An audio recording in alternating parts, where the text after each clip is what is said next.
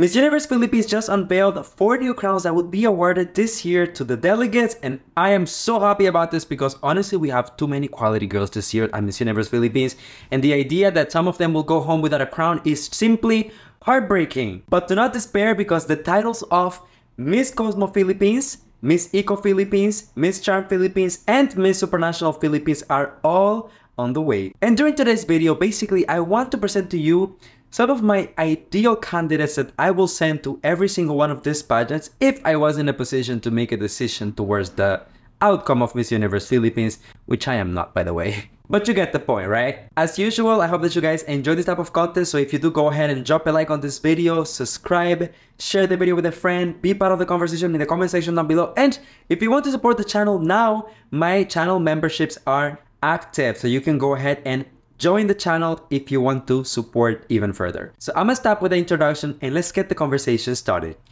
Okay, so I've been thinking about this video for quite some time since the announcement was made, and I decided to just do it in a casual way. As you can see, I'm not sitting, nothing is overly planned. I have my notes here on my phone, and I just want us to have an honest conversation about this. This is not a prediction, this is not a top picks, so if your favorites is not here, or if your favorite is not in the crown that you think that she should be, don't come for me in the comments. I'm just basically telling which girls have the prototype that I would kind of assign or associate with every single one of these crowns. Let's start by talking about the newest crown out of the entire roster, and that is the crown of Miss Cosmo Philippines. If you guys remember, the Miss Cosmo competition is actually brand new. There has not been even one edition of the pageant just yet, and this used to be the former Miss Universe Vietnam prior to JKN, when they still held the franchise. Once they didn't have that franchise anymore, they separated from Miss Universe and started their own international edition, which we will witness this year in November, I believe. Anyways, let's get to the things that we are interested in. Miss Cosmo is described to be kind of as a mini Miss Universe, or kind of having a very similar prototype or type of girl that they will be looking for in their competition. Because of that, I think that the Philippines should have some heavy hitters for the very first edition of Miss Cosmo in order to set the tone for upcoming years. That is why some of the girls that I put on this list are Victoria, Alexi, and Atisa. And I know that a lot of people are going to tell me, Luis, these are quite favorites, the fan favorites for the title of Miss Universe Philippines. I know, but at the same time, not every single one of them is going to get the title of Miss Universe Philippines. So some of them are going to have to be sent to other pageants, right? Right? Hear me out. I think Victoria is very polished this year. She has demonstrated exponential growth in terms of her performance, her eloquence, her advocacy. This time around, it's just a completely different story for Victoria compared to her previous stint. So already, I think she's a very solid candidate for the competition. Alexi, of course, having so much support, technically, I think that that is one of Alexi's biggest strengths. She really managed to win people's heart and to prove that when the people are behind you, you are really unstoppable. And sending a queen like Alexi, who is so capable, but at the same time so loved, it will really give a very good first impression for Miss Universe Philippines. And I could see Alexi easily coming back to the country with that international crown. The next one, of course, for Miss Cosmo will be Atisa, which is a little bit more of a risky move considering that Atisa is the one girl who already competed international in a major competition and ended as a first runner-up. In my opinion, if Atisa was sent to Miss Cosmo, it's a little bit of a downgrade for Atisa. However, this is a pageant that she could also easily win. So when you look at it from the positive side, yes, it's not perhaps the most prestigious pageant just yet because they're just developing their very first edition, but at the same time, Atisa might have a chance to come back home with an international crown and be received here in the Philippines as the queen that she already is, right? So, let me know in the comment sections, what do you think for this particular take? Now let's talk about the next one on the list, which is the crown of Miss Eco International. So, who are we gonna send to represent the Philippines? Hear me out. In my opinion, right, Miss Eco International is kind of a Miss Earth in a way, like a mini Miss Earth. If you get what I'm saying, it's like very similar advocacy, very similar message, very similar mission, just on a smaller scale. Because of that, I tend to see Miss Eco as, how can I say this in a nice way? let me put it this way. I think that if you are really passionate about the environment and you want to represent, you know, the environment in pageantry at the highest level, just go for Miss Earth. But if you want to prepare, if you want to go somewhere to get the experience, if you want to, basically tip your toes in pageantry, Miss Eco International is a very solid place to start. Right? You get what I'm saying, right? Because of that, there's 3 girls once again that I will send to Miss Eco International. The first one being Tara Valencia, Miss Baguio, Miss Alexandra Rosales representing Laguna, and Cyril Payumo representing Pampanga. And listen, I am not saying that either one of these girls is not capable of representing the country internationally at a more challenging pageant, but hear my logic over here, okay? When it comes to Tara, it has been an ongoing conversation about Tara's capacity to represent the country. She's a great performer. She's so beautiful. She's so charming. I think that Tara still needs a little bit more seasoning, a little bit more experience. She needs to be exposed to the pageant world a little bit longer before she could take on the responsibility of going international to like the major leagues of pageantry such as Miss Universe. We know that communication skills is one of those areas where she sometimes struggles a little bit. Although there has been a lot of improvement, I do think that sending her to a smaller pageant such as Miss Eco, it will be a good training ground for her to be able to make a comeback, get a national title for a major competition, and then, potentially do extremely well internationally. When it comes to Alexandra May Rosales, the reason why I'm putting her here is because she has always been very vocal about her love for animals and, the environment. So I think this will be kind of a perfect fit for Alexandra. Very on brand for her. We know that she competed before at national level. She competed at Pilipini. She also competed internationally. I forget the name of the pageant in India, but she actually won that. So technically she is an international title holder, although she resigned that title. But you get the point, right? And of course, Cyril Payumo, Miss Pampanga, who I also think brings excellent performance to the table. She is so beautiful, so eloquent. To be honest, I think that she's a little bit underrated right now on the competition. I don't see as much people hyping her up or talking about her. But in reality, I think that she has a very, very high chance of obtaining a high placement during the competition. So I don't see why she wouldn't be able to represent the country and potentially even obtain one of these crowns. Again, maybe because she hasn't conquered the hearts of everyone just yet, I think that Miss Eco International will be a safe place to start, and then we can all grow from there. What do you guys think? All right, now let's talk about Miss Charm. Also, a kind of a new competition. They had their second edition, if I'm not mistaken. One of them was last year, and the one before that was a couple of years ago. I think that Ashley Subihano was the very first Miss Charm Philippines. And then last year, Annabelle McDonald represented the Philippines and ended as a first runner-up. So far, the track record has been amazing. For some reason, Miss Charm has really managed to make themselves relevant in a very short amount of time. I mean, for a pageant that only has had 2 editions, we have to give it to them and acknowledge that the way that they have been able to position themselves and attract quality contestants is quite remarkable, especially considering that one of their strategies in order to bring visibility and attention is getting candidates who did very well in other pageant systems, who actually conquered already a fan base, but did not obtain the outcome that they wanted from their former competitions. So this is why they're getting a lot of girls who are coming from Miss Universe. Some of them come from Miss World, Miss Supranational, and other pageant systems. So because of this, taking into consideration that Charm is more of basically like cute pageant, but also requires a strong level of performance, because remember, these are girls who have competed before. We can't really just send anyone, right? It has to be someone really good. So my 3 pitches, my 3 proposals when it comes to Miss Charm will be Stacey Gabriel, Miss Kainta, Chelsea Manalo, Miss Bulacan, and Anita Rose Gomez representing Zambales. Let's talk about them. I mean, Stacey, do I really need to explain? Do I really need to get so much into the details about Stacey? I mean, she's an amazing speaker, super eloquent, a great performer. And I think that already considering that during the last edition, Miss Universe, actually Miss Charm, had Philippines as a first runner-up, Stacey will be like a very strong and overall qualified contestant to try to top that up, because at this point, the only way to go up is to actually win the international crown. And I think that Stacey has that fire, that power within her to go to Miss Charm and just take it all home.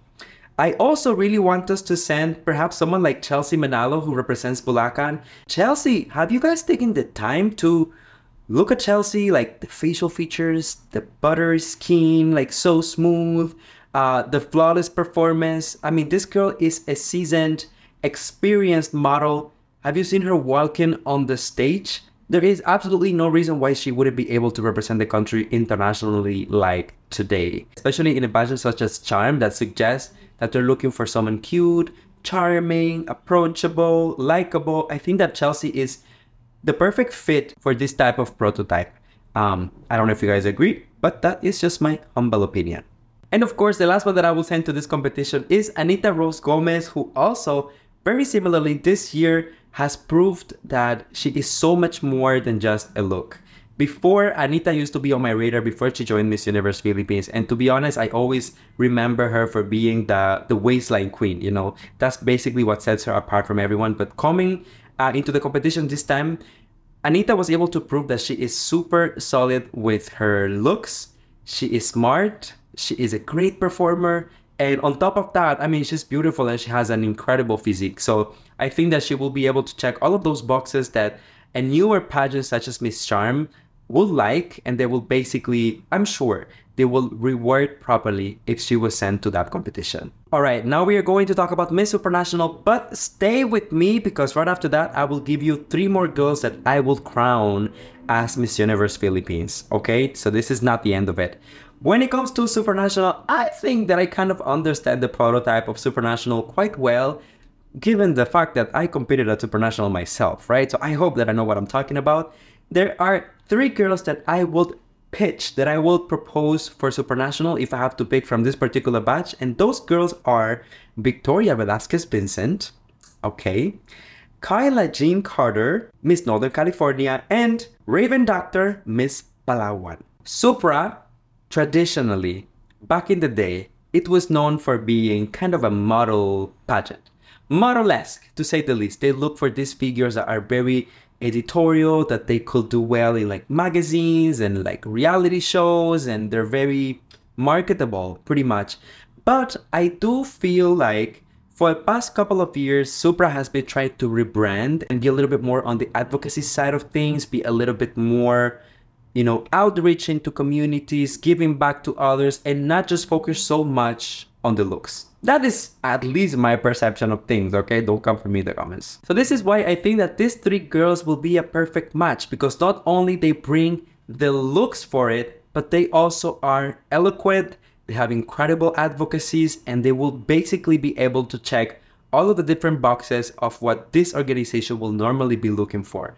Victoria Velasquez Vincent not only is tall, statuesque, but she also is known for being basically the advocacy queen. So committed to her cause about conservation and architecture. And even the last time that she competed at Miss Universe Philippines, she ended up with the title of Miss Universe Philippines Charity. So I think that's already something incredible. Can you believe I've been holding this microphone the whole time and it's not even recording? But you know what? Laban, let's push. Kyla Jean Carter, I mean, when you look at her, basically, I think that physically speaking, facially speaking, she is the prototype for Supra. Again, I don't know if that's precisely what Supra is looking for, because as I said, they are trying to distance themselves a little bit from, you know, only the looks. But I did have the opportunity to hear Kyla speak in a couple of occasions. She is very charismatic. She is very eloquent. She speaks with a lot of wisdom. So I'm sure they will like that. And she also seems to be very kind. Supra likes genuinely kind people. They always say, you know, if we're going to be working with this person for a whole year, she better be nice and she better be, you know, someone that we like to travel with, that we like to work with, because otherwise it just becomes a nightmare. So I think she will be a good fit for that. And lastly, we have Raven Doctor, who I also think is extremely a great performer. First of all, one of the biggest dark horses in this year's competition, such a big revelation in terms of just, you know, how she carries herself on stage and just the potential of what she can do on stage. Similar to the case of Alexi, Palawan in her own right is very loved. So I think that she will bring already this strong fan base and community to Supranational, which I know that not just Supra, but any pageant system would appreciate. The only thing is she is quite young. and Supra already raised the age limits. So therefore, the average candidate at Supranational would be older than Miss Raven Doctor. But you know, that's a different conversation. If the potential is there, then the potential is there, okay? Nobody can take that away from them. And now, taking these things into consideration, I'm going to mention 3 or 4 girls that I would think would be a good fit for the crown of Miss Universe Philippines.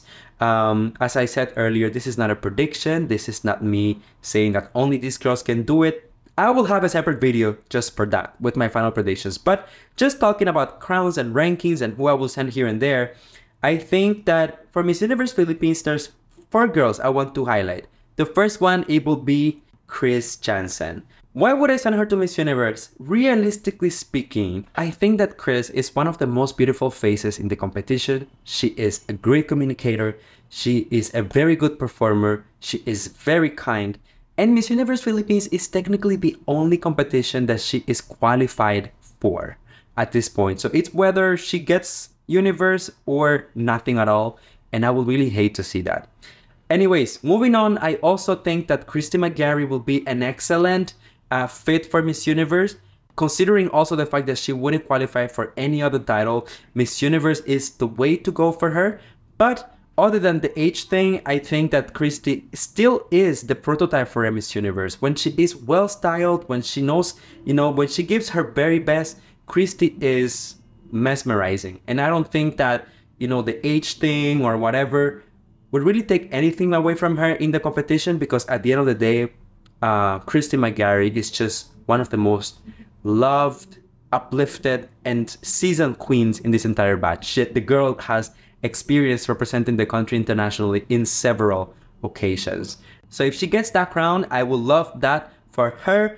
I would also like to see Alexia Brooks in this particular position, because as I said earlier, for Alexia, I'm not going to repeat myself too much.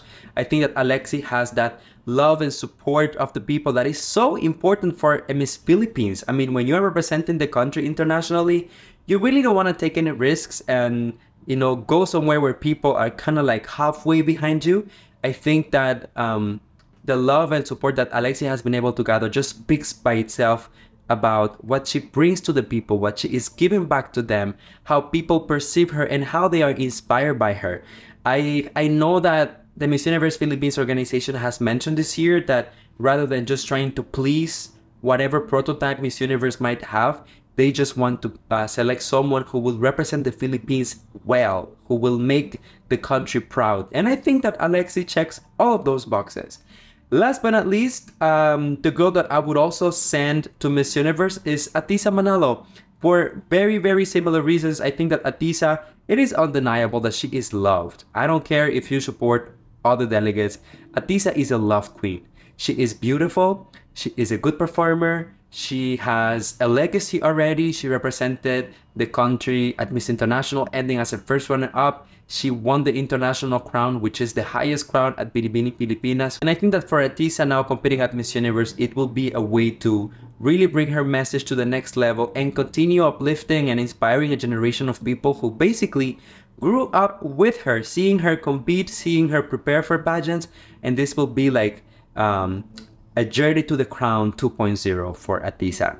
So there you go, everyone. Those are the crowns that are currently at stake at Miss Universe Philippines. As I mentioned earlier, we have the titles of Miss Cosmo Philippines, Miss Eco Philippines, Miss Charm Philippines, Miss Supranational Philippines, as well as, of course, Miss Universe Philippines. Let me know in the comment section if you agree with my comments, the girls that I will put to every single one of the crowns. This is, again, just an opinion video, so it's an open conversation. If you want to add someone, let me know in the comment section, but also let me know why, okay? So that it's not just like throwing random names at random crowns. Thank you guys for watching. Remember, if you enjoyed this, like the video, subscribe, comment, share, and join the channel memberships if you want to support even further. Love you guys. See you on the next one. Bye now.